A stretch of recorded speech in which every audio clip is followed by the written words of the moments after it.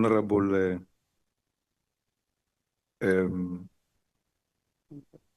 Nomvalo,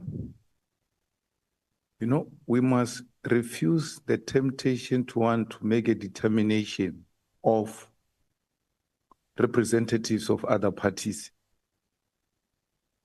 as people who don't come from those parties.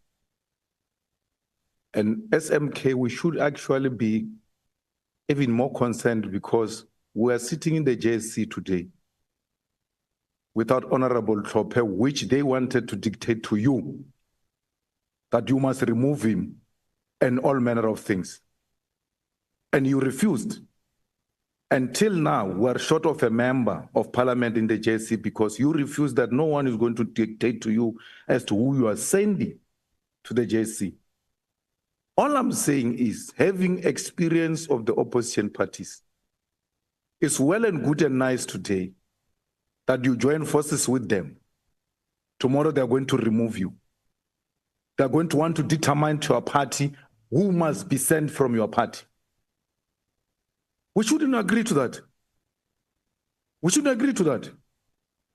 You have expressed your views, and I've always maintained, and many of you deliberately decide to misinterpret me, that recusal, it's a personal decision. You have raised issues. The DA has listened to you. She has heard you. Whether she takes a decision to stay or not to stay, the public will take a decision about that. It's her decision. But to sit here... Point of order, Chair. Procedural. Try me. I don't think you want to sleep. Try. Can we take the point of, but before we take the point of order, Honorable Malema, where do you say try me? No, again, I'm on the floor. You didn't say I must stop. So I'm making my points. Try me, boys. That's what I'm saying. I'm not talking about any other thing. I'm just saying. Chair, it still remains a procedural issue. Yeah. No. I'm speaking until you tell me to stop. When a point of order is called, only you can tell me to stop. Yeah, no, I'm taking the point of Okay, order. thank you. I'll pause. But I want that try me. Yeah, Chair. Recusal is not a personal matter. It is a matter of a substantial conflict. And so we must just clear that up. It's not personal. It's procedural to say that we must be clear. It's a substantial conflict. Yeah, but Honorable Sauls, you are debating the matter now. I thought you were raising a point of order, but if you debate the matter... I'm raising a point of order. It's misleading to say that we are trying to do something that's a personal matter and we're trying to enforce something that's not procedural. We are raising a point that there's a substantial conflict and procedure holds. You must recuse yourself. I don't think there is disagreement on the matter of recusal. You are arguing for recusal, and he is explaining how recusal should happen. May you proceed? Thank you, Chair.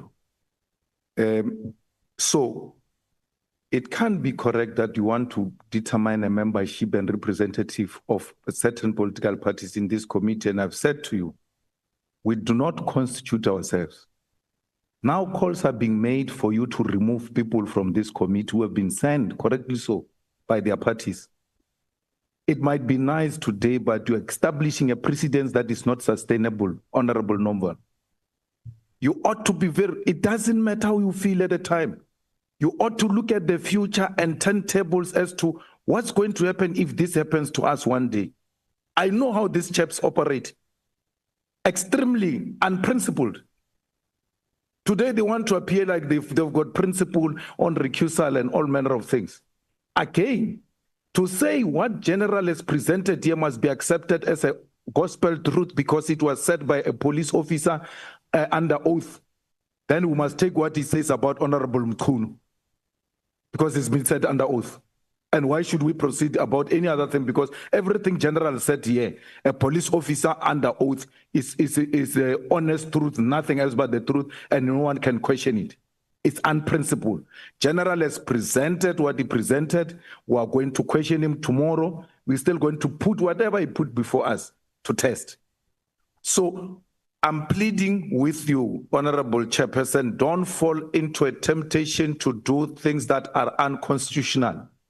This is a proportional democracy, proportional representatives, and we are here constituted by how we are represented in Parliament, and our parties shall decide on those things. Members have raised their issues, the public has listened to them, honorable members heard them, the party she represents have heard them, and she will make that determination tomorrow. And it's as simple as that. No chairperson has got a right to choose who sits in this committee, who doesn't sit in this committee. Last point, all of you who are making the recusal point, why is none of you not quoting the rules of Parliament on recusal? And why is none of you quoting the terms of reference on recusal? We're just talking past each other. No one is referring to anything. No authority is being referred to. No authority is being referred to. I'm just saying we need to remain principled. Nothing wrong with the chief whip having raised this issue that this member has been implicated in a manner she has been implicated. We are still appealing to a conscience and leave it there, not remove. You are able to remove alternates, but you can't remove a person who's implicated. You have no such power. Neither do us have the power to determine what happens to the delegation of the TA. And let me remind you, Honorable Noval, when they refused Honorable Kloppe to go to the JSC, I took this stand I'm taking now. It's not for the first time. That's me. I took this stand even on Honorable Kloppe. I said, you are not going to do that.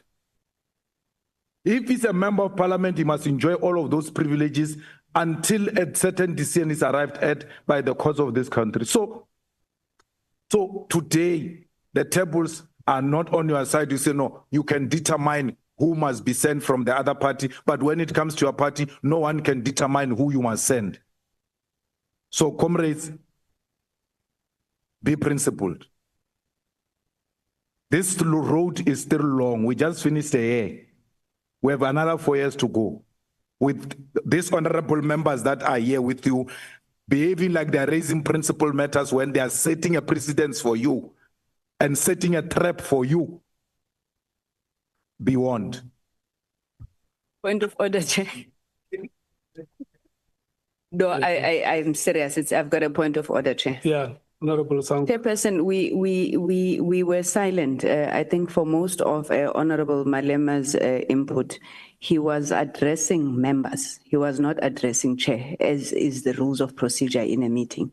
Now, why we felt it was important that we must raise this point of order is that not only does he address members, he is intimidating them and threatening them. I think you need to rule on that point, Honorable Chair. Thanks.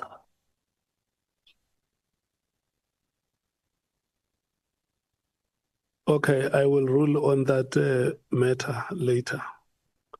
Honorable Sauls. Chair, it's wrong of Honorable Malema to say that we are putting it publicly here that the statement and the testimony that General Mkwanazi has made, we consider it truth. It's not correct. We do not consider the testimony truth. But our terms of reference says any allegation made by General Mkwanazi, we will investigate the veracity of that allegation. There's an allegation from the general toward Honorable Barnard. There's an allegation here in the testimony of the meeting for the 5th of March. It is on that basis that we are citing Honorable Ian and Honorable Barnard. It's not personal. Then to say that there's no rule when it comes to conflict in our terms of reference. Our terms of reference is not exhaustive. If we have not dealt with recusal, it does not mean you should not deal with it. It's a general principle. if there's a conflict of interest, which here we put forward that there is substantial conflict now. When we raised it before, it was just conflict of interest. When we raised it before, now that there's a testimony under oath, and within the witness statement, there's an allegation, it now becomes a substantial conflict. And we will be wrong to say the fact that there's a substantial conflict based on testimony under oath, we ignore it. We are merely saying you cannot be judge and witness. The two honorable members must be witness so that they have a right of reply to the allegation. Thank you, Chair. Honorable